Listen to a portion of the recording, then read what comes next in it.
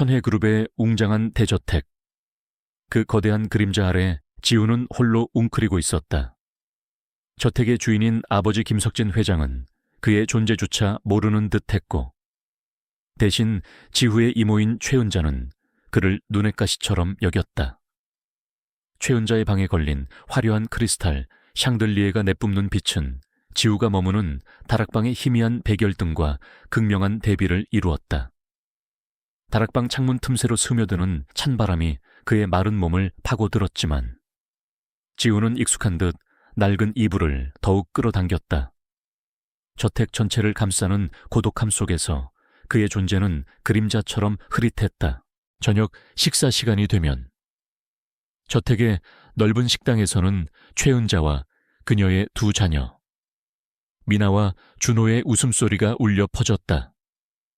값비싼 은식기가 부딪히는 소리, 따뜻한 수프 향이 식당 가득 퍼져나갔다. 지우는 그 모든 것을 멀리서 지켜볼 뿐이었다. 그의 몫은 언제나 부엌 한 구석에 차려진 차가운 식탁이었다. 눅눅한 밥과 김치 몇 조각이 전부였지만 그는 불평하지 않았다. 그마저도 없는 날이 더 많았으니까. 그의 얇은 손가락으로 숟가락을 쥐고 조용히 식사를 시작했다. 식탁 위 낡은 시계의 초침소리만이 그의 외로운 식사를 지켜보는 듯 똑딱거렸다. 고요한 부엌에서 들리는 유일한 소리는 그의 숟가락이 낡은 사기 그릇에 부딪히는 소리뿐이었다. 그는 마치 투명 인간처럼 그곳에 앉아 있었다. 식사 도중 지우는 창밖을 물끄러미 바라보았다. 검은 하늘에는 별 하나 보이지 않았고 그의 눈동자는 그와 꼭 닮은 쓸쓸함이 깃들어 있었다.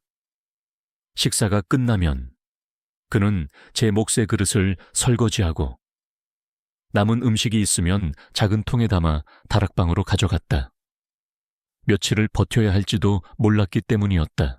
어느 날 오후 지우는 다락방 창밖을 내다보다 깜짝 놀랐다. 작은 새 한 마리가 창턱에 쓰러져 있었다. 아마 저택의 거대한 창문에 부딪힌 듯 했다.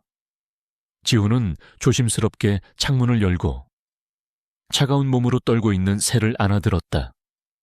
깃털은 흐트러져 있었고 작은 날개는 비정상적으로 꺾여 있었다. 최은자나 다른 식구들이 알면 당장 내다버리라고 할 것이 분명했다. 하지만 지우는 차마 그럴 수 없었다. 그는 새의 작은 심장이 그의 손바닥 위에서 가늘게 뛰는 것을 느꼈다. 지우는 자신의 낡은 옷 소매를 찢어 새를 감싸고 찬물에 적신 천으로 새의 작은 머리를 부드럽게 닦아주었다. 그는 자신의 식량인 눅눅한 빵 조각을 조금 뜯어 물에 불린 후 새의 부리에 조심스럽게 넣어주었다. 새는 처음에는 경계하는 듯 했지만 곧 지우의 따뜻한 손길에 몸을 맡겼다. 지우의 얼굴에는 좀처럼 보기 힘든 온화한 미소가 번졌다. 이 작은 새만이 그의 유일한 친구이자 비밀이었다. 다락방 한쪽 구석에는 낡은 나무 상자가 하나 있었다. 상자 안에는 먼지 쌓인 책 몇 권과 낡은 사진첩, 그리고 지우가 유일하게 간직하고 있는 보물, 바로 닳고 다른 네잎클로버 목걸이가 들어있었다. 목걸이는 그의 어머니가 남긴 유일한 유품이었다. 지우는 자주 이 상자를 열어 목걸이를 만지작거렸다. 차갑고 거친 목걸이의 감촉은 그에게 어머니의 따뜻한 온기를 느끼게 해주었다. 그는 자신의 손목에 감겨있는 오래된 상처를 덮으며 목걸이를 더욱 꽉 쥐었다. 그 상처는 최은자의 아들 준호가 휘두른 유리컵 파편에 생긴 것이었다. 그의 삶은 고통의 연속이었지만 그는 결코 포기하지 않았다. 특히 그의 관심을 끈 것은 낡은 가죽 표지의 식물학 책이었다. 책의 첫 페이지에는 희미하게 번진 필체로 사랑하는 나의 아들에게 이 책이 너의 길을 밝혀주기를 엄마가 라고 쓰여 있었다. 책의 중간 페이지에는 납작하게 눌린 마른 꽃 한 송이가 조심스럽게 끼워져 있었다. 지우는 종종 이 책을 펼쳐들고 읽었다. 난해한 전문 용어들이 많았지만 그는 신기할 정도로 내용을 빠르게 이해했다. 마치 그의 피 속에 식물에 대한 깊은 이해가 흐르는 듯했다. 이 책은 그의 어머니의 유일한 유품이자 그의 비밀스러운 재능의 씨앗이었다. 그는 이 책을 통해 세상의 아름다움과 생명의 신비에 대해 조금씩 알아갔다. 밤늦도록 작은 스탠드 불빛 아래 책을 읽던 지우는 피곤한 눈을 비볐다. 그는 잠시 눈을 감고 언젠가 이 책에 담긴 지식으로 자신만의 아름다운 세상을 만들 수 있기를 꿈꾸었다. 저택에서 유일하게 지우에게 따뜻하게 대해주는 사람은 늙은 가정부 임 여사뿐이었다. 임 여사는 지우의 어머니가 살아생전 가장 믿고 의지했던 사람이었다. 그녀는 지우의 식사를 챙겨줄 때면 늘 따뜻한 눈길로 그를 바라보았다. 지우 도련님, 기운 내세요. 언젠가는 분명 빛을 볼 날이 올 거예요. 임 여사는 가끔 지우에게 어머니에 대한 이야기를 해주곤 했다.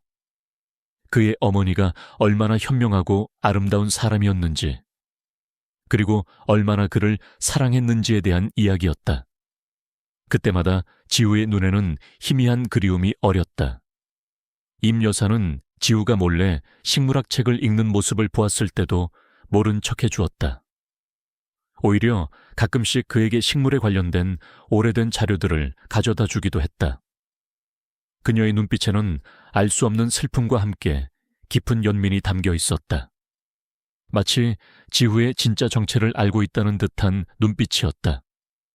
하지만 그녀는 결코 직접적으로 말하지 않았다. 그저 지우가 필요한 순간, 그림자처럼 곁을 지켜줄 뿐이었다. 그녀는 지우가 이 대저택에서 살아남을 수 있도록 도와주는 유일한 희망의 끈이었다. 임 여사는 매일 밤 잠들기 전 지우의 어머니가 남긴 오래된 편지를 읽었다. 편지 속에는 지우를 지켜줘, 내 모든 것을 걸어서라도 라는 내용이 담겨 있었다. 임 여사는 편지를 품에 안고 지우의 무사함을 빌었다. 어느 날 아침, 임 여사는 평소보다 더 창백한 얼굴로 지우를 찾아왔다. 그녀의 눈은 불안으로 가득 차 있었다. 도련님, 큰일 났어요. 그녀의 목소리는 떨렸다. 천혜 그룹에서 새로운 후계자를 찾기 위한 대규모 행사를 연다고 해나 파티요. 회장님께서 직접 주관하시는 자리라는데 이모님께서 도련님께도 참가하라고 압력을 넣고 계세요. 지우는 아무 말 없이 임 여사를 바라보았다. 그는 이런 일이 언젠가는 일어날 것이라고 어렴풋이 짐작하고 있었다. 하지만 막상 현실로 다가오자 그의 심장은 쿵쿵거렸다. 그는 싸움에 나서는 것이 두려웠다. 그에게는 아무런 배경도 힘도 없었으니까. 그날 저녁 식사 시간, 최은자는 평소와 달리 지우가 앉는 부엌 식탁으로 직접 찾아왔다. 그녀의 얼굴에는 비열한 미소가 걸려 있었다. 지후야, 너도 이번 후계자 선정 행사에 참가하렴. 그녀의 목소리는 친절했지만 그 안에는 비수가 숨어 있었다. 어차피 우승은 우리 미나나 준호가 할 테지만 네가 참여해야 공정하다는 소리를 듣지 않겠니? 만약 네가 이번 행사에서 아무런 성과도 내지 못하면 이 저택에서는 더 이상 널 보호해줄 필요가 없겠지. 네 엄마 이름으로 된 재산도 모두 기부할 거야. 최은자는 지우의 얼굴을 똑바로 응시하며 말했다. 그녀의 눈에는 냉혹한 승리욕이 번뜩였다. 그녀의 말은 지우의 심장을 날카롭게 꿰뚫었다. 지우는 바바리 목에 걸려 숨을 쉬기 힘들었다. 그는 그들의 소나귀에서 벗어나기 위해서는 이 싸움에서 이겨야만 한다는 것을 깨달았다. 그는 숨을 크게 들이쉬고 최은자를 올려다보았다. 그의 눈에는 더 이상 두려움이 없었다. 단지 굳건한 결심만이 빛나고 있었다. 알겠습니다. 이모님, 참가하겠습니다. 그의 목소리는 작았지만 단호했다. 최은자는 지우의 예상치 못한 대답에 잠시 당황하는 듯 했지만 곧 비웃듯이 웃었다. 하긴 어디 갈 데도 없는 네가 할 수 있는 건 그것뿐이겠지. 그녀는 비웃음을 남기고 돌아서서 사라졌다. 지우는 식탁에 놓인 차가운 밥을 응시했다. 그는 이제 더 이상 물러설 곳이 없었다. 그의 삶은 더 이상 다락방에 갇힌 새처럼 초라하게 숨어 지낼 수 없었다. 그는 어머니의 유품인 식물학 책을 꺼내 들었다. 책 표지의 낡은 가죽이 그의 손에 닿는 순간 그는 알 수 없는 용기를 얻었다. 그는 이제 자신의 운명을 스스로 개척해야 했다. 그의 외침은 아직 누구에게도 닿지 못했지만 그는 알고 있었다. 그의 아버지가 천혜그룹의 최고 부호 재벌이라는 사실을, 그리고 언젠가 그 진실이 세상에 드러날 것이라는 것을. 그의 싸움은 이제 막 시작되었다. 천혜그룹의 후계자 선정 행사는 단순한 내부 경쟁이 아니었다. 그것은 마치 고대 로마의 검투 경기를 방불케 하는, 언론과 대중의 뜨거운 관심 속에 진행되는 대규모 쇼였다. 저택 곳곳에는 행사를 알리는 화려한 포스터가 나붙었고 최은자의 얼굴에는 이미 승자의 미소가 걸려 있었다. 그녀는 지우가 감히 자신의 계획에 도전하리라고는 상상조차 하지 못했다.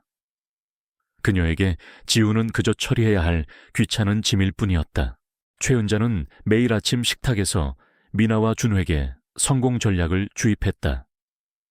미나, 너는 회화 분야에서 두각을 나타냈으니 예술 경영의 새로운 비전을 제시해야 해.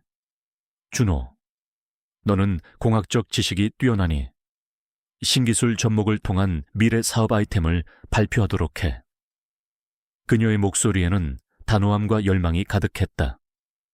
미나는 우아하게 고개를 끄덕였고 준호는 거만한 미소를 지었다.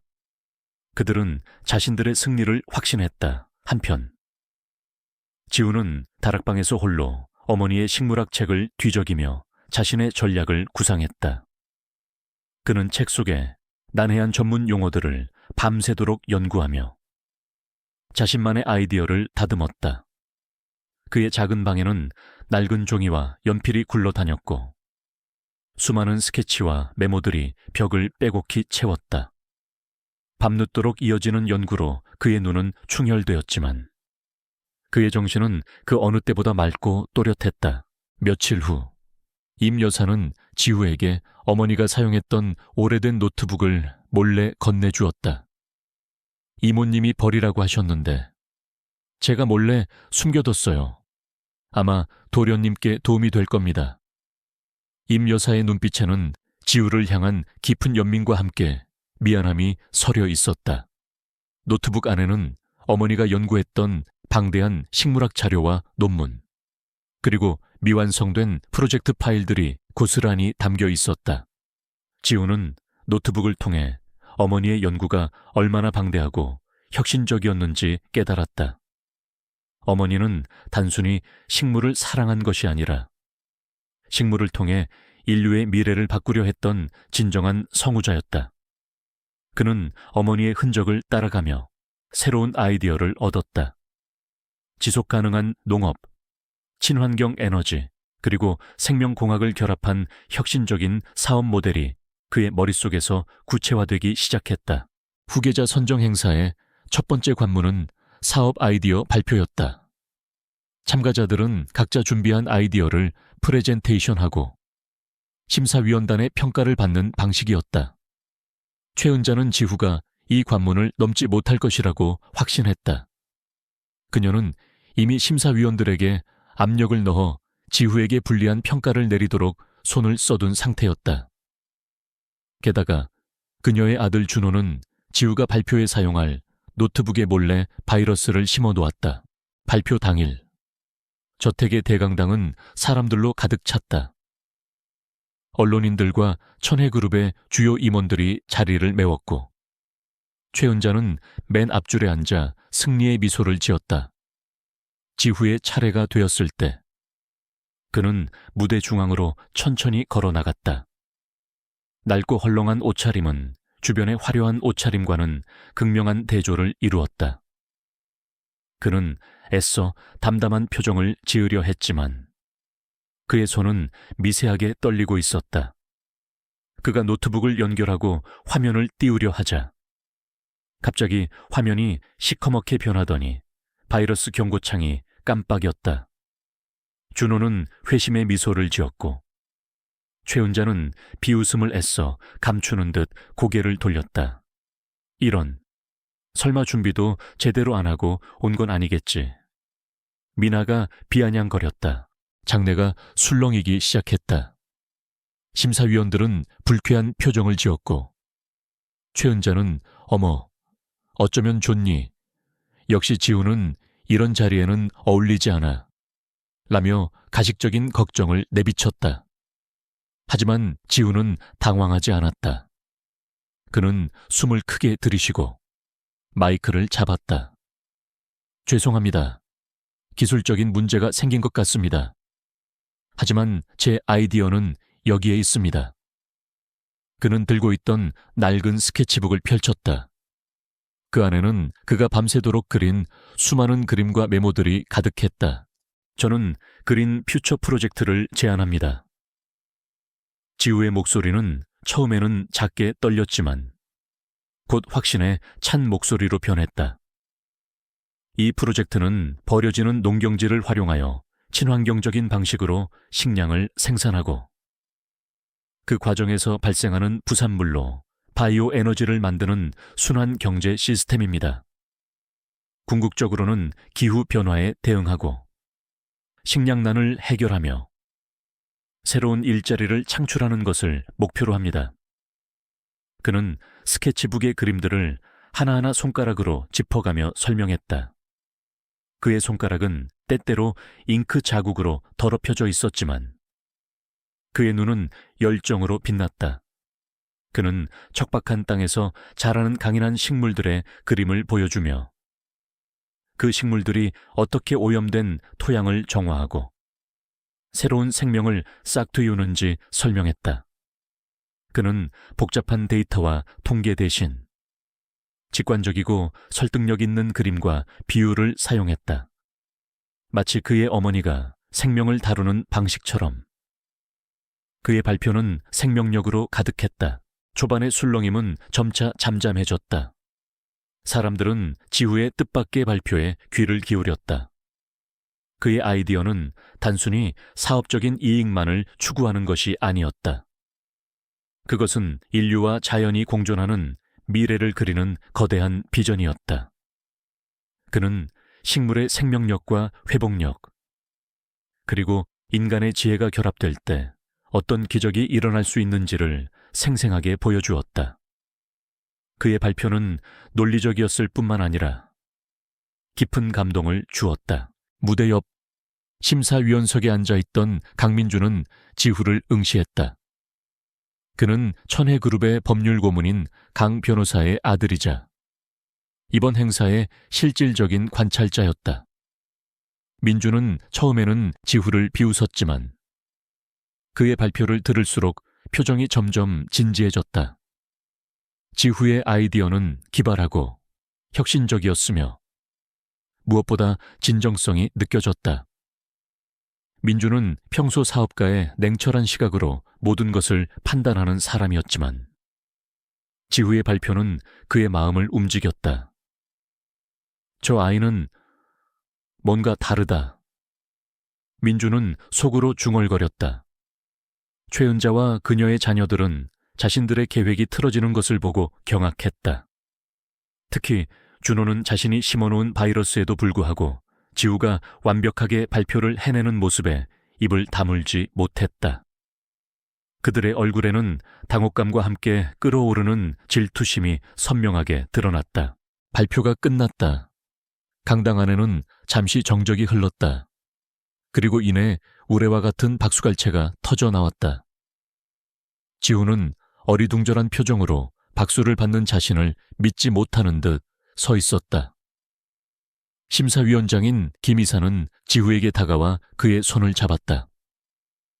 훌륭합니다.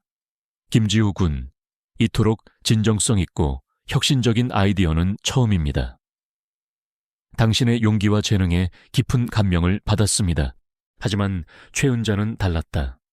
그녀는 싸늘한 눈빛으로 지우를 노려보았다. 그녀의 얼굴은 분노로 일그러져 있었다. 그녀는 자리에서 벌떡 일어나더니 강당을 빠져나갔다. 뒤이어 미나와 준호도 황급히 그녀를 따랐다. 그들의 표정에는 분명한 증오가 담겨 있었다. 최은자는 복도를 걸으면서 곧장 비서에게 전화를 걸었다. 김지우에 대해 당장 모든 것을 조사해. 아주 사소한 것까지 놓치지 마. 그리고 임 여사도 감시해. 뭔가 숨기고 있는 게 분명해. 그녀의 목소리는 차갑게 떨렸다. 그녀는 지우의 성공이 자신의 계획에 큰 위협이 될 것이라고 직감했다. 지후의 어머니의 존재가 다시 수면 위로 떠오를 수도 있다는 불안감이 그녀를 덮쳤다. 그녀는 무슨 수를 써서라도 지후를 이 저택에서 완전히 몰아내야만 했다. 그녀의 음모는 이제 시작이었다. 지후의 예상치 못한 성공은 저택에 잔잔한 파문을 일으켰다. 그의 발표는 그룹 내부에서 화제가 되었고, 일부 임원들은 신선한 아이디어에 대해 긍정적인 반응을 보였다. 그러나 최은자의 분노는 더욱 깊어졌다. 그녀의 계획은 순조롭게 진행되는 듯 했으나 지우라는 예상치 못한 변수가 나타나 모든 것을 뒤흔들었다. 그녀는 지우의 발표가 단순한 운이 아니라는 것을 직감했다. 최은자는 지우의 성공에 대한 소문을 잠재우고 그의 이미지를 훼손하기 위해 온갖 수단을 동원했다. 그녀는 저택의 모든 하인들에게 지후와 대화하는 것을 금지시켰고 지후의 식사는 더욱 부실해졌다. 심지어 다락방의 난방까지 끊어버려 지후는 혹독한 겨울을 추위 속에서 보내야 했다.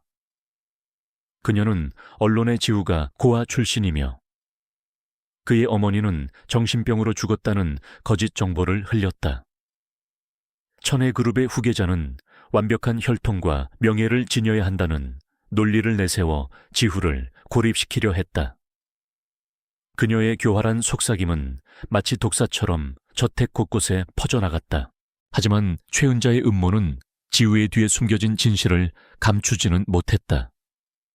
강민주는 지후의 발표에 깊은 인상을 받은 후 그에 대한 조사를 시작했다.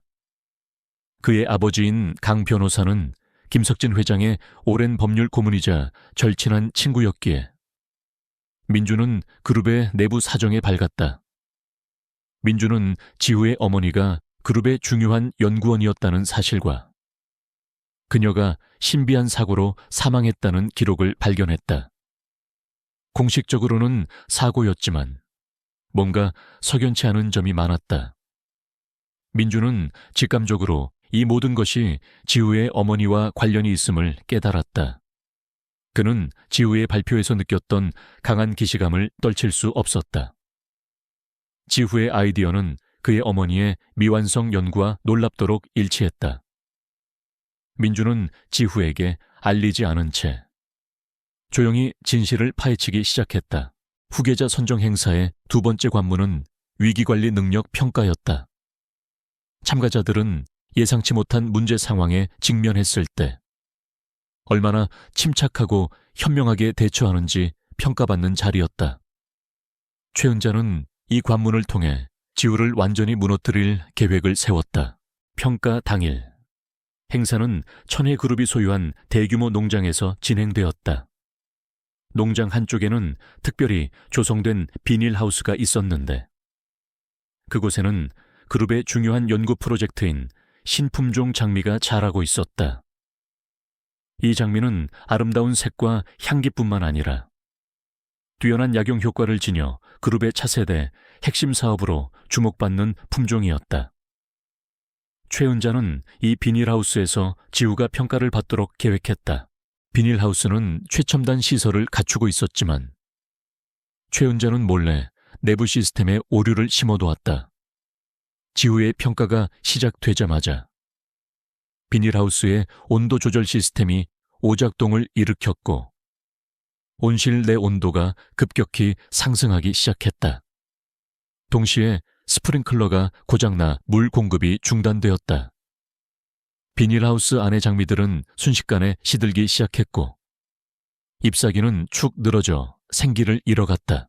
심사위원들과 다른 참가자들은 멀리서 이 상황을 지켜보고 있었다. 미나와 준호는 비웃으며 말했다. 저 정도 위기에도 대처 못하면서 무슨 후계자야.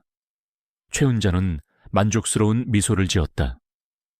그녀는 지우가 이 상황을 절대 해결하지 못할 것이라고 확신했다. 장미는 이미 회생불능 상태로 보였다. 지우는 비닐하우스 안으로 들어서자마자 뜨거운 열기와 건조한 공기에 숨이 막혔다. 시들어가는 장미들을 본 그의 얼굴에는 당혹감이 스쳤다. 그는 재빨리 온도 조절기와 스프링클러를 확인했지만 이미 망가진 상태였다. 그의 눈은 주변을 빠르게 스캔했다. 다른 참가자들이라면 당황하여 어쩔 줄 몰랐을 상황이었지만 지우는 달랐다. 그의 어머니의 책에서 읽었던 지식들이 번개처럼 그의 머릿속을 스쳐 지나갔다. 지우는 비닐하우스 옆에 있는 작은 창고로 달려갔다. 그곳에는 평소 사용하지 않는 오래된 물통과 호스가 몇 개 있었다. 그는 물통에 빗물을 받아두는 작은 수조를 발견했다. 지우는 망설임 없이 물통을 들고 수조로 향했다. 물통을 채우는 동안 그는 비닐하우스 벽에 매달린 낡은 천막 조각을 떼어냈다. 그 천막은 햇빛을 가리는 용도로 사용되었던 것이었다. 그는 재빨리 비닐하우스 안으로 돌아왔다. 그의 입에는 땀방울이 송골송골 맺혔지만 그의 움직임은 거침이 없었다. 그는 물통에 담아온 물을 시들어가는 장미 뿌리에 조금씩 부어주었다. 그리고 찢어낸 천막 조각들을 장미 위에 덮어 햇빛을 가려주었다.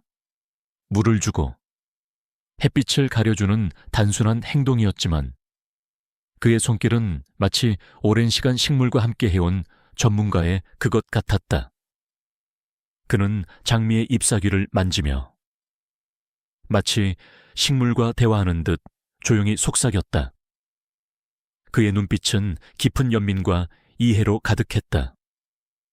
그는 최악의 상황에서도 식물을 살리려는 본능적인 갈망을 가지고 있었다. 지우가 그렇게 필사적으로 장미를 살리려 노력하는 동안 멀리서 지켜보던 강민준의 눈빛이 변했다. 그는 지우의 침착함과 식물에 대한 깊은 이해에 놀랐다. 민준은 지우가 단순히 운이 좋아서 첫 관문을 통과한 것이 아니라는 것을 확신했다. 지우의 행동은 마치 그의 어머니를 보는 듯했다. 민준의 아버지는 이미 오래전 지우의 어머니가 탁월한 식물학자였다는 사실을 그에게 귀띔해 주었던 터였다. 민준은 최은자의 계획이 지우를 무너뜨리기는커녕 오히려 그의 재능을 더욱 빛나게 하고 있음을 깨달았다. 시간이 흐를수록 기적 같은 일이 일어났다. 지우의 정성스러운 손길 덕분인지 아니면 장미 스스로의 강인한 생명력 때문인지 시들었던 장미들이 서서히 생기를 되찾기 시작했다. 축 늘어졌던 잎사귀들이 조금씩 힘을 얻고 빛을 잃었던 꽃잎에 다시 선명한 색이 돌아오기 시작했다. 물론 완벽하게 회복된 것은 아니었지만 분명히 죽어가던 장미가 살아나고 있었다. 이 광경을 지켜보던 심사위원들과 다른 참가자들은 놀라움을 금치 못했다. 특히 식물 전문가인 한 심사위원은 고개를 끄덕이며 감탄했다. 어떻게 저런 상황에서 저런 판단을 할 수 있지? 대단해. 저건 단순한 지식이 아니라 식물에 대한 깊은 이해와 본능적인 감각이 필요한 일이야. 하지만 최은자는 이 모든 상황이 못마땅했다. 그녀의 얼굴은 분노로 붉게 달아올랐다. 말도 안 돼. 분명히 망가뜨렸는데. 그녀는 중얼거렸다. 최은자는 지우가 그녀의 기대와 달리 계속해서 예상 밖의 모습을 보이자 초조해지기 시작했다. 그녀는 곧바로 휴대폰을 꺼내 누군가에게 전화를 걸었다. 김지후, 그 아이 뒤를 캐. 아주 철저하게 숨겨진 약점은 없는지, 뭘 숨기고 있는지 전부 다 알아내. 그녀의 목소리에는 차가운 살기가 느껴졌다. 그녀는 지우의 존재가 자신의 탐욕스러운 계획에 큰 걸림돌이 될 것이라고 생각했다. 그녀는 지우를 제거하기 위한 더 강력한 음모를 꾸미기 시작했다. 최은자의 음모는 더욱 노골적으로 변했다. 지우가 두 번째 관문을 통과하자 그녀는 더 이상 숨기지 않고 공개적으로 그를 방해하기 시작했다. 그녀는 미나와 준호에게 지우를 모함할 만한 거짓 정보를 퍼뜨리도록 지시했고, 저택 안팎에서는 지우의 명예를 훼손하는 소문들이 걷잡을 수 없이 퍼져나갔다. 고아 출신이 감히 천혜그룹의 후계자를 넘봐 어머니가 미쳤다는 소문이 있던데, 그 피는 어디 가겠어 같은 비아냥거림이 지후의 귀에까지 들려왔다. 최은자는 지우가 정신적으로 무너지기를 바랐다. 강민주는 지우를 더욱 면밀히 주시하기 시작했다. 그는 최은자의 음모가 점차 수면 위로 드러나고 있음을 감지했다. 민주는 지우에게 도움의 손길을 내밀고 싶었지만 그의 아버지 강 변호사는 그를 만류했다. 민준아, 지금은 나설 때가 아니다.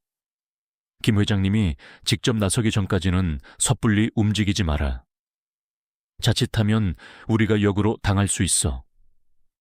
강 변호사는 김석진 회장이 침묵하는 이유를 알 수 없었지만 뭔가 큰 그림이 있을 것이라고 짐작했다. 민주는 지후를 도와줄 수 없다는 사실에 괴로워했지만 아버지의 충고를 따를 수밖에 없었다. 그는 그저 지우가 위기를 스스로 헤쳐나가기를 기도할 뿐이었다. 세 번째이자 마지막 관문은 그룹의 미래를 책임질 신사업 아이디어 발표였다.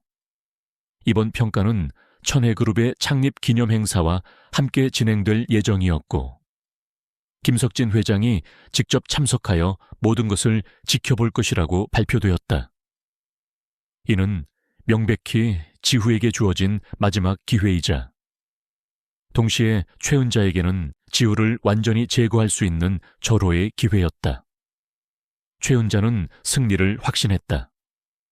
그녀는 이미 심사위원들에게 거액의 뇌물을 건넸고 언론에도 지후에 대한 부정적인 기사를 흘릴 준비를 마쳤다.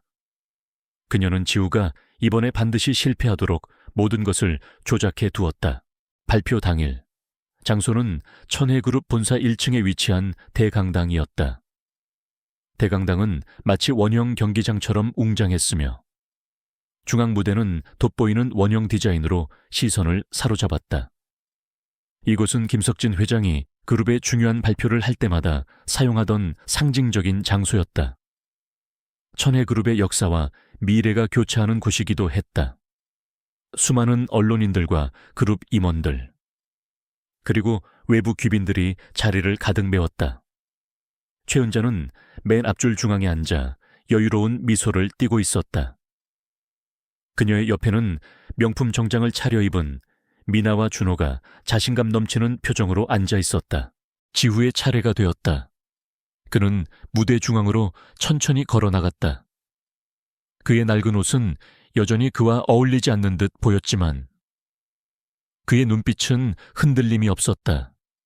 그는 마이크를 잡았다. 숨을 크게 들이쉬는 순간 강당 전체에 그의 긴장감이 느껴지는 듯 했다.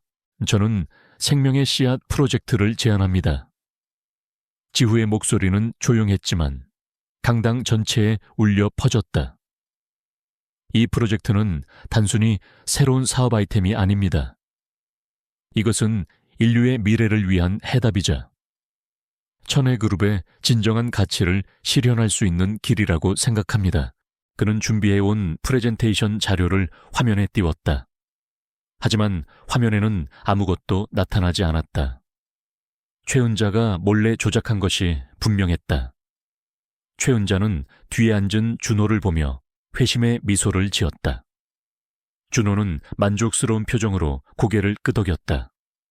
장내가 다시 술렁이기 시작했다. 뭐야, 또 준비를 안 했어. 저런 애가 후계자라니. 천혜그룹의 미래가 걱정되네. 비난의 목소리가 터져나왔다. 하지만 지우는 흔들리지 않았다. 그는 눈을 감고 심호흡을 했다. 그는 어릴 적 어머니가 들려주었던 이야기들을 떠올렸다. 식물은 어떤 시련 속에서도 싹을 트일 수 있단다. 지후야, 중요한 건 포기하지 않는 마음이란다. 그는 다시 눈을 떴다. 그의 눈빛은 강렬한 의지로 불타올랐다. 저에게는 준비된 자료가 없습니다. 지우는 솔직하게 말했다. 하지만 저는 제 두 눈과 마음으로 보고 느낀 것을 말씀드리고자 합니다. 그는 연단에서 내려와 무대 중앙으로 걸어갔다. 그의 뒤에는 천혜그룹의 로고가 빛나고 있었다. 그는 손을 뻗어 마치 눈에 보이지 않는 씨앗을 심는 듯한 제스처를 취했다. 천혜그룹은 지금까지 수많은 것을 만들어 왔습니다. 하지만 저는 이제 생명을 만들고 싶습니다. 그의 목소리는 확신에 차 있었다. 저는 버려진 땅에서 새로운 생명을 키우고 싶습니다. 오염된 물을 정화하고 메마른 대지에 녹색을 심을 것입니다. 이 모든 과정은 식물의 놀라운 생명력과 인간의 지혜가 결합될 때 가능합니다. 지우는 그의 어머니의 식물학 책에서 얻은 지식과 그동안 그가 직접 경험하고 연구한 내용들을 차분하게 설명했다. 그는 유전 공학 기술을 이용하여 사막에서도 자랄 수 있는 식물 품종을 개발하고 이를 통해 식량난을 해결하며 동시에 환경 문제를 개선할 수 있는 비전을 제시했다. 그의 설명은 복잡한 도표나 수치 대신 생생한 비유와 예시로 가득했다. 그는 마치 직접 보고 온 것처럼 사막에 피어나는 푸른 들판과 그곳에서 행복하게 살아가는 사람들의 모습을 그려냈다. 이 프로젝트는 당장 큰 이익을 가져다 주지 않을 수도 있습니다. 하지만 저는 믿습니다. 이것이야말로 진정한 천혜를 인류에게 돌려주는 길이라고요. 지속 가능한 미래, 모두가 함께 살아갈 수 있는 세상을 만드는 것이야말로 천혜그룹이 추구해야 할 최고의 가치입니다. 그의 발표는 단순한 사업 제안을 넘어선 인류 전체를 위한 거대한 비전이었다. 그는 약하지만 강인한 목소리로 자신의 모든 것을 쏟아냈다. 그의 눈에서는 뜨거운 눈물이 흐르고 있었지만 그는 멈추지 않았다. 그는 단지 자신의 꿈을 이야기하는 것이 아니라 어머니의 꿈을 이어받아 실현하겠다는 강한 의지를 보여주고 있었다. 강당안은 완전한 침묵에 휩싸였다. 사람들은 지후의 이야기에 숨죽여 귀를 기울였다. 그들의 얼굴에는 놀라움과 함께 깊은 감동이 스쳐 지나갔다. 최은자와 미나, 준호는 지후의 예상치 못한 연설에 할 말을 잃었다. 그들은 지후가 이렇게까지 할 수 있을 것이라고는 상상조차 하지 못했다. 그들의 얼굴은 분노와 초조함으로 일그러졌다. 이때 강민준이 자리에서 일어났다. 그는 지후의 발표에 대한 질문을 하기 위해 앞으로 나섰다. 김지욱 군, 당신의 비전은 정말 감명 깊습니다. 하지만 현실적으로 그런 대규모 프로젝트를 진행하기 위해서는 막대한 자금과 인력이 필요합니다. 어떻게 이 모든 것을 감당할 계획이십니까? 그의 질문은 날카로웠지만 그의 눈빛에는 지후를 향한 존중이 담겨 있었다. 민주는 지후가 이 질문에 어떻게 답할지 궁금했다. 지후는 잠시 침묵했다. 그리고 이내 단호한 목소리로 답했다. 저는 이 프로젝트에 저의 모든 것을 걸 것입니다. 그리고 천혜그룹의 진정한 가치를 믿는다면 이 프로젝트에 동참할 수밖에 없을 것이라고 생각합니다. 돈이 전부가 아닙니다. 인류의 미래를 위한 투자, 그것이야말로 진정한 의미의 사업이라고 생각합니다. 그의 목소리에는 흔들림 없는 확신이 담겨 있었다. 강민주는 지우의 대답에 만족한 듯 고개를 끄덕였다. 그는 지우에게 더 이상 질문하지 않고 자리로 돌아갔다. 그의 아버지 강 변호사는 아들을 자랑스럽다는 듯 바라보았다. 이때 김석진 회장이 자리에서 천천히 일어났다. 그는 무대 위 지우를 응시했다. 그의 얼굴에는 어떤 감정도 읽을 수 없었다. 장내는 다시 한번 팽팽한 긴장감에 휩싸였다. 김석진 회장이 어떤 결정을 내릴지 모든 이의 시선이 그에게 집중되었다.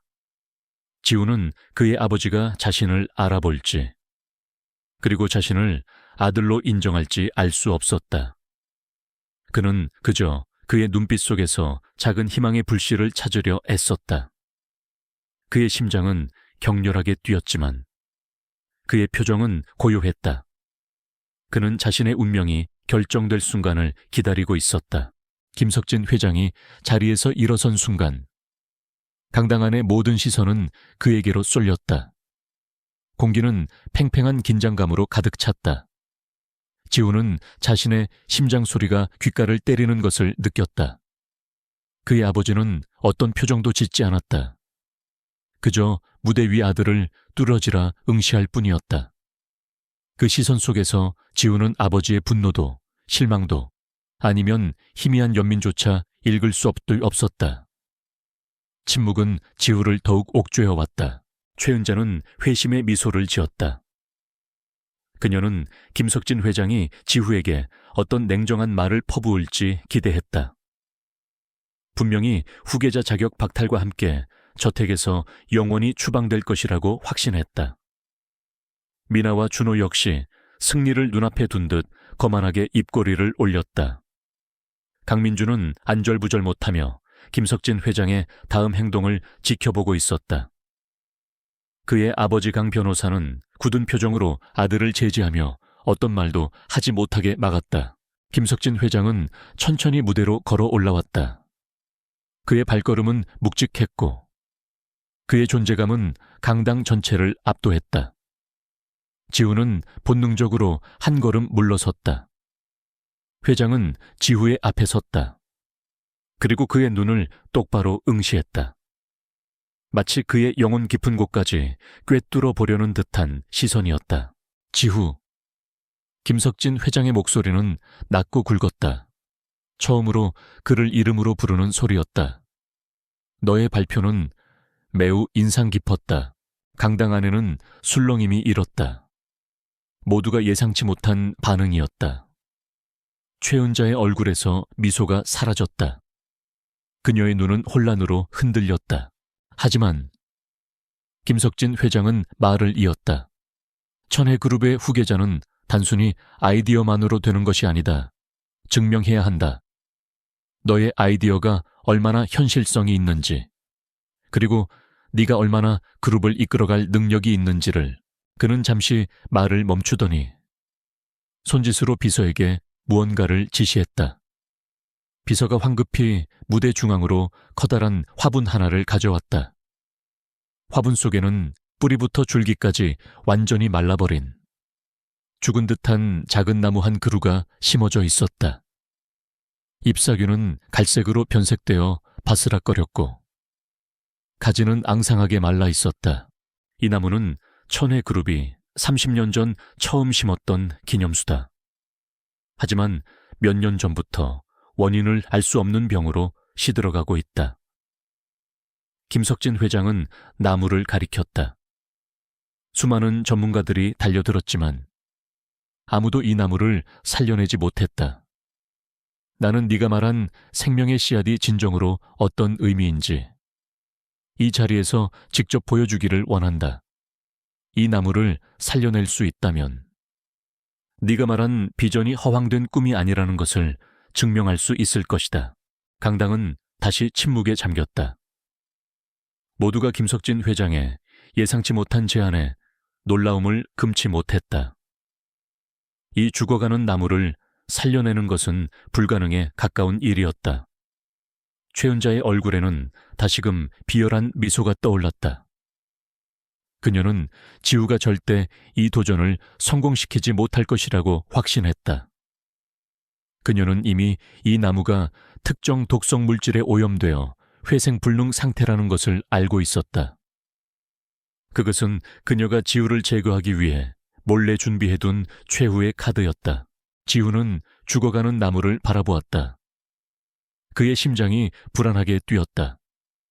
그는 이모의 음모를 알 수 없었지만 이 상황이 단순한 시험이 아니라는 것을 직감했다. 그는 나무의 앙상한 가지를 조심스럽게 만졌다. 그의 손끝에 차가운 감촉이 전해졌다. 하지만 그는 포기할 수 없었다. 이 순간은 그에게 모든 것을 걸어야 할 때였다. 그는 무대 중앙에 무릎을 꿇고 앉았다. 주변의 시선은 그에게 집중되었지만 지우는 오직 나무에만 집중했다. 그는 흙을 만져보고 뿌리를 조심스럽게 파헤쳤다. 그의 손은 흙으로 더러워졌지만 그는 아랑곳하지 않았다. 그는 흙 속에서 희미한 독성 물질의 흔적을 감지했다. 어머니의 책에서 읽었던 독성 식물의 특징과 유사한 징후였다. 이것은 단순한 병이 아니야. 외부적인 요인으로 오염된 거야. 그는 직감했다. 그는 심호흡을 했다. 그리고 강당 곳곳을 둘러보았다. 그의 눈에 비닐하우스 옆에서 보았던 오래된 물통과 호스가 보였다. 그는 주변에 놓인 화분들을 살펴보았다. 그 중에는 독성 물질을 흡수하는 데 도움이 되는 약용 식물들이 몇몇 있었다. 그것들은 대부분 사람들이 잡초로 취급하는 식물들이었다. 그는 지체 없이 그 식물들을 조심스럽게 뽑아냈다. 그리고는 강당 한쪽 구석에 놓여있던 빈 화분에 옮겨 심었다. 사람들은 지우의 알 수 없는 행동에 의아해했다. 지우는 죽어가는 나무의 뿌리 주변에 뽑아온 약용 식물들을 심었다. 그리고 물통에 담아온 물을 그 식물들과 나무 뿌리에 골고루 부어주었다. 그의 손길은 놀랍도록 섬세하고 정성스러웠다. 그는 심지어 자신의 손가락으로 흙을 직접 만져가며 독성 물질이 얼마나 깊이 뿌리내렸는지 확인했다. 그의 행동은 마치 나무의 고통을 함께 느끼는 듯했다. 시간이 흘렀다. 초가 흐르는 동안 강당 안의 모든 시선은 지우와 나무에 고정되었다. 최은자는 여전히 냉소적인 미소를 띠고 있었다. 봤어, 아무것도 못하고 있잖아. 그녀는 미나와 준호에게 속삭였다. 하지만 강민주는 지우의 행동을 유심히 지켜보고 있었다. 그는 지우의 눈빛에서 강한 집중력과 확신을 보았다. 갑자기 지우는 자리에서 벌떡 일어났다. 그의 얼굴에는 땀방울이 송골송골 맺혀 있었지만 그의 눈은 빛나고 있었다. 그는 나무를 향해 손을 뻗었다. 그리고 나지막이 속삭였다. 살아나라, 살아나야 해. 그 순간 기적이 일어났다. 죽은 듯 보였던 나무의 앙상한 가지 끝에서 아주 작고 여린 새싹이 돋아나기 시작했다. 처음에는 눈에 띄지 않을 정도로 희미했지만 점차 그 새싹은 선명한 녹색을 띠기 시작했다. 이어서 마른 가지 곳곳에서 푸른빛의 새잎들이 돋아나기 시작했다. 그리고 놀랍게도 잎사귀들 사이에서 작고 붉은 꽃봉고리들이 맺히기 시작했다. 강당 안에는 경탄의 탄성이 터져 나왔다. 사람들은 믿을 수 없다는 듯 눈을 비볐다. 죽어가는 나무가. 그것도 불과 몇 분 만에 생기를 되찾고 꽃을 피우기 시작한 것이다. 최은자의 얼굴은 공포로 질렸다. 그녀의 입술은 파르르 떨렸고 그녀의 눈은 크게 뜨여 있었다. 그녀가 심어놓은 독성 물질이 무색하게 지후는 나무를 살려낸 것이다. 미나와 준호는 아연실색한 표정으로 서로를 바라보았다. 그들은 지우가 진짜 괴물처럼 보였다. 꽃본고리들이 하나둘씩 터지면서 강당 안에는 은은하고 달콤한 장미 향기가 퍼져나갔다. 그것은 천혜그룹의 신품종 장미 향기였다. 죽어가는 기념수가 바로 그 장미나무였던 것이다. 사람들은 향기에 취해 감탄사를 연발했다. 김석진 회장은 무표정을 유지하고 있었지만 그의 눈빛에는 깊은 감동과 함께 알 수 없는 감정이 스쳐 지나갔다. 그는 지후를 물끄러미 바라보았다. 그의 아들이 그의 오랜 꿈이자 자부심이었던 장미나무를 살려낸 것이다. 그는 지후의 손에 들려있던 낡은 네잎클로버 목걸이를 보았다. 그리고 그제야 모든 것을 깨달은 듯 그의 눈가에 이슬이 맺혔다. 그 목걸이는 그의 아내가 늘 지니고 다니던 것이었다. 김석진 회장은 천천히 지후에게 다가갔다. 그리고 그를 따뜻하게 안아주었다. 수많은 사람들 앞에서 천혜그룹의 회장이자 지후의 아버지인 김석진은 아들을 품에 안고 조용히 흐느꼈다. 지후야, 미안하다. 정말 미안하다. 그의 목소리는 흐느낌에 섞여 떨렸다. 장내는 완전히 침묵에 잠겼다. 아무도 예상치 못한 감동적인 재회였다. 그 순간 최은자는 비명을 지르며 김석진 회장에게 달려들었다. 안 돼, 말도 안 돼. 저 아이는 당신 아들이 아니에요. 저런 천한 피가 어떻게 천혜그룹의 후계자가 될 수 있어요. 그녀는 이성을 잃은 듯 소리쳤다. 그러나 김석진 회장은 그녀를 차갑게 밀쳐냈다. 닥쳐라. 최은자 네가 무슨 짓을 했는지 나는 이미 알고 있다. 내 아내를 죽음으로 몰아넣고 내 아들까지도 해치려 한 내 죄는 용서받지 못할 것이다. 그의 목소리는 분노로 가득 차 있었다. 그는 강민준에게 눈짓을 보냈다. 민준은 고개를 끄덕이며 미리 준비해온 서류 봉투를 꺼내 들었다. 초의 은자 이모님, 그리고 미나씨, 준호씨. 강민준의 목소리는 단호했다. 오랜 기간 동안 천혜그룹의 기밀 정보를 외부에 유출하고 회사의 자금을 횡령하며 김지우 군의 어머니를 살해한 혐의로 당신들을 고발합니다. 이 모든 증거는 여기에 있습니다. 민주는 서류 봉투를 들어보이며 말했다. 그 안에는 최은자의 온갖 비리가 상세히 기록된 서류들이 가득했다. 민주는 지우의 어머니의 죽음이 사고가 아니라 최은자의 계획적인 살인이었음을 밝혀냈다. 지우의 어머니는 자신의 연구 성과가 최은자의 손에 넘어가는 것을 막으려다 변을 당했던 것이다. 경호원들이 최은자와 미나, 준호를 끌고 나갔다. 그들은 발버둥치며 소리쳤지만 아무도 그들에게 동정심을 보이지 않았다. 강당 안의 모든 사람들은 지후에게 박수를 보냈다. 그들의 박수는 단순한 감탄을 넘어선 존경과 지지의 표현이었다. 지우는 이제 더 이상 외로운 소년이 아니었다. 그는 자신의 재능을 증명했고 자신의 가족을 되찾았으며 그리고 자신의 명예를 회복했다. 그의 얼굴에는 따뜻한 미소가 번졌다. 그것은 그동안 그가 견뎌온 모든 고난을 보상해주는 값진 미소였다. 최은자와 그녀의 자녀들이 경호원들에게 끌려나가자 강당 안에는 김석진 회장과 지후, 그리고 감격에 찬 임원들만이 남았다. 최은자의 비리가 만천에 드러나는 순간이었다. 강민준이 제시한 증거들은 너무나도 명확했다. 천혜그룹의 기밀 유출, 자금 횡령, 그리고 지우의 어머니를 향한 악독한 음모까지. 최은자는 결국 법의 심판을 피할 수 없게 되었다. 그녀의 탐욕은 그녀 자신과 자녀들을 파멸로 이끌었다. 그녀의 이름은 더 이상 천혜그룹에 존재하지 않게 되었다.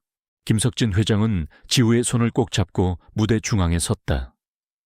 그의 얼굴에는 오랜 회한과 함께 깊은 사랑이 스며 있었다. 여러분, 그의 목소리는 여전히 감격에 젖어 있었지만 단호했다. 오늘 이 자리에서 저는 저의 아들 김지우를 천혜그룹의 정식 후계자로 선포합니다. 강당 안에는 우레와 같은 박수갈채가 터져 나왔다. 사람들은 지우의 이름과 그의 재능, 그리고 그의 용기에 진심으로 박수를 보냈다. 지우는 감격에 찬 눈으로 그들을 바라보았다. 그의 옆에 선 강민주는 지우를 향해 환한 미소를 지었다. 그의 아버지 강 변호사는 지우와 민준을 흐뭇하게 바라보았다. 그는 김석진 회장의 오랜 친구이자 조력자로서 이 모든 진실이 밝혀진 것에 안도하는 듯했다. 다음 날 아침, 지우는 더 이상 다락방에서 깨어나지 않았다. 그는 저택의 가장 햇살이 잘 드는 방에서 눈을 떴다. 침대는 푹신했고 창밖으로는 푸른 잔디밭이 펼쳐져 있었다. 그의 방에는 어머니의 식물학 책과 임 여사가 몰래 숨겨두었던 어머니의 유품들이 가지런히 놓여 있었다. 임 여사가 따뜻한 아침 식사를 가지고 지후의 방으로 들어왔다. 도련님, 이제 더 이상 부엌에서 혼자 식사하지 않으셔도 돼요. 그녀의 눈가에는 눈물이 글썽였다. 지후는 임 여사의 손을 잡았다. 임 여사님, 정말 감사합니다. 여사님이 아니었으면 저는 여기까지 올 수 없었을 거예요. 임 여사는 고개를 저으며 말했다. 아니에요. 도련님, 도련님의 어머니가 워낙 훌륭한 분이셨기에 제가 약속을 지켰을 뿐입니다. 그리고 무엇보다 도련님 스스로의 강인함 덕분이에요. 며칠 후 김석진 회장은 지우를 자신의 집무실로 불렀다. 집무실은 거대한 책장과 오래된 지도들로 가득했다. 김석진 회장은 벽에 걸린 낡은 가족사진 한 장을 가리켰다. 사진 속에는 젊은 시절의 김석진 회장과 지우의 어머니가 다정하게 웃고 있었다. 지우는 사진 속 어머니의 얼굴을 어루만졌다. 아버지, 어머니는 어떤 분이셨나요? 김석진 회장은 의자에 앉아 한숨을 쉬었다. 너의 어머니는 이 세상 그 누구보다 아름답고 현명한 사람이었다. 식물에 대한 깊은 애정과 지식을 가진 학자였지. 천혜그룹이 지금의 위치에 오를 수 있었던 것도 사실은 내 어머니의 아이디어 덕분이었어. 지속 가능한 농업 기술을 연구하고 환경을 보호하면서도 인류에게 풍요로움을 가져다 줄 수 있는 방법을 늘 고민했지. 하지만 최은자가 그녀의 연구 성과를 가로채려 했고 그 과정에서 결국 김석진 회장은 말을 잇지 못하고 고개를 떨구었다.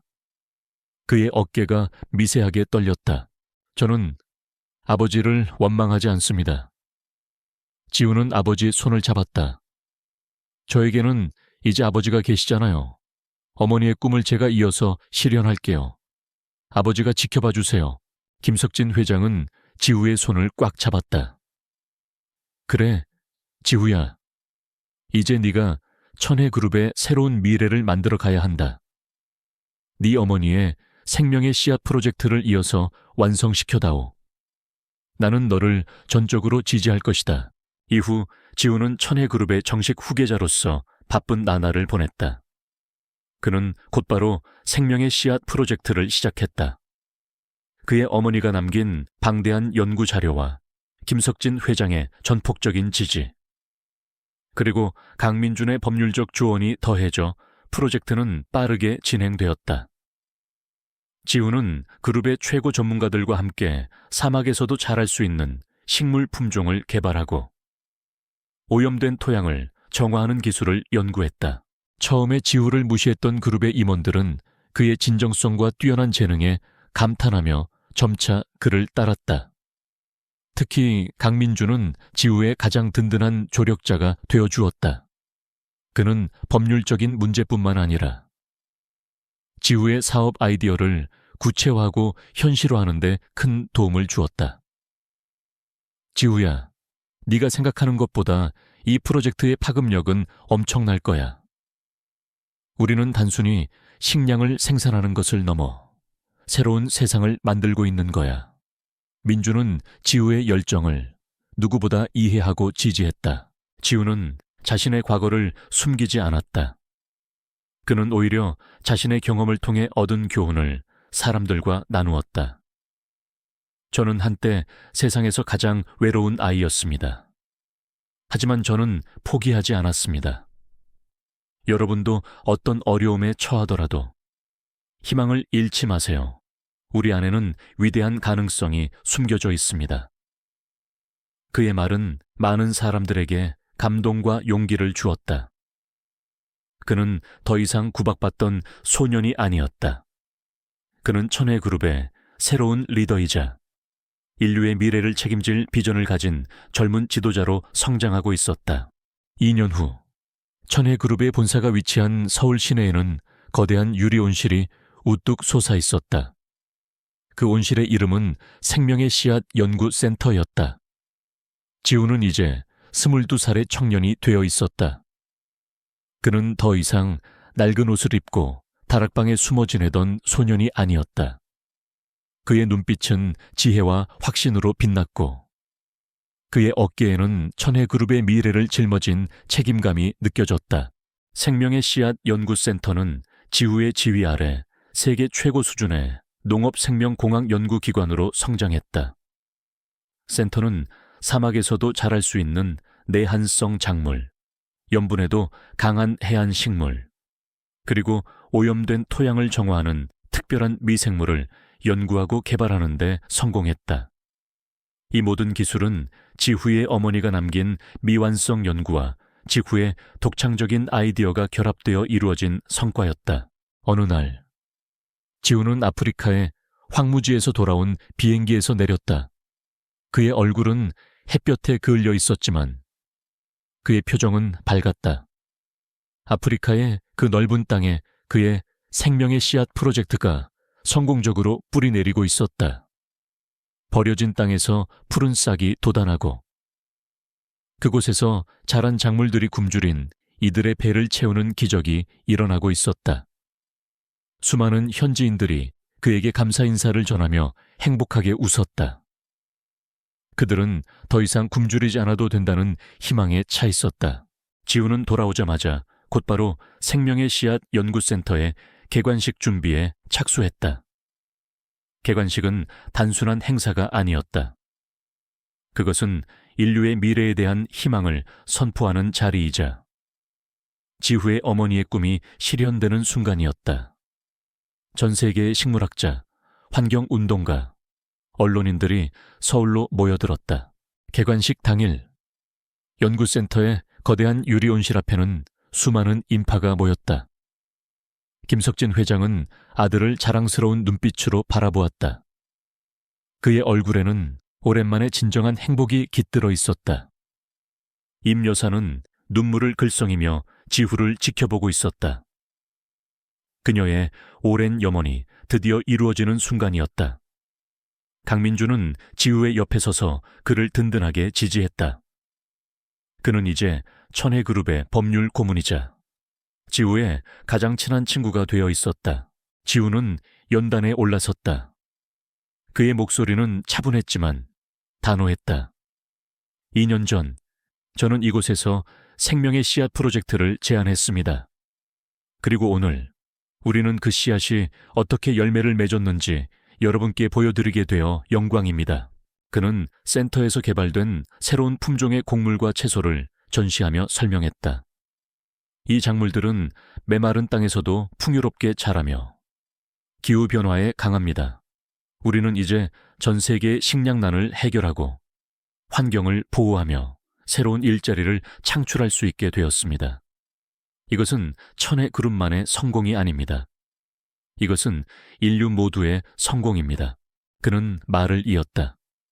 저는 어린 시절 세상의 냉대와 고통 속에서 홀로 외로이 지냈습니다. 하지만 저는 희망을 잃지 않았습니다.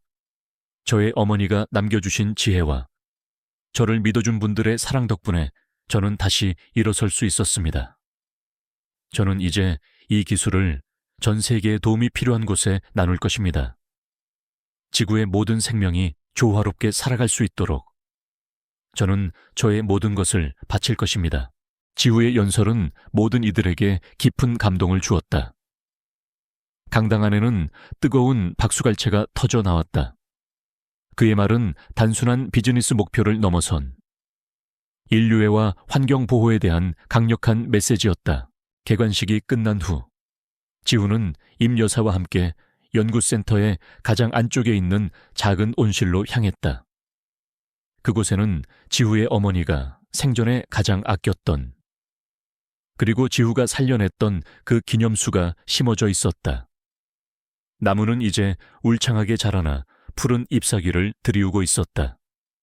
붉은 장미꽃들이 활짝 피어나 온실 가득 달콤한 향기를 뿜어냈다. 도리언님, 어머니가 보시면 정말 좋아하실 거예요. 임 여사는 눈물을 훔치며 말했다. 어머니의 꿈이 이렇게 아름답게 이루어졌으니 지우는 나무 아래에 놓인 작은 명패를 어루만졌다. 명패에는 고구 김수진 여사 기념수라고 새겨져 있었다. 그는 나무의 잎사귀를 쓰다듬었다. 그때 어디선가 작은 새 한 마리가 날아와 지우의 어깨에 살포시 내려앉았다. 그것은 지우가 어린 시절 구해줬던 그 작은 참새와 너무나도 닮아 있었다. 지우는 미소를 지으며 새의 작은 머리를 쓰다듬었다. 새는 지우의 손길에 몸을 맡기며 지저귀었다.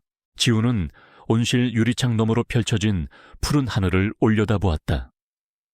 그의 눈동자는 더 이상 슬픔이나 외로움이 없었다. 그 대신 끝없는 희망과 미래에 대한 기대감이 가득했다. 그의 곁에는 사랑하는 아버지와 임 여사, 그리고 든든한 친구 강민준이 있었다. 그들의 따뜻한 시선 속에서 지우는 자신이 더 이상 혼자가 아님을 느꼈다. 그의 인생은 혹독한 겨울을 지나 드디어 따뜻한 봄을 맞이했다. 아니, 그의 삶은 이제 막 두 번째 봄을 시작하고 있었다. 그는 씨앗을 심고 생명을 키우며 희망을 전파하는 사람으로 이 세상에 존재할 것이었다. 그의 이야기는 이제 시작이었다. 여러분, 오늘 이야기는 어떠셨나요? 이야기 속 지우처럼 때로는 힘든 시련에 부딪히기도 하지만 우리 안에는 어떤 어려움도 이겨낼 수 있는 강인한 씨앗이 숨겨져 있습니다. 포기하지 않고 그 씨앗을 키워낸다면 여러분의 삶에도 분명 아름다운 꽃이 피어날 거예요. 이 이야기가 여러분에게 작은 용기와 희망이 되었기를 바랍니다. 좋아요와 댓글, 구독은 제가 다음 이야기를 만들어 나가는데 큰 힘이 됩니다. 다음에도 더 감동적이고 흥미로운 이야기로 찾아올게요. 안녕.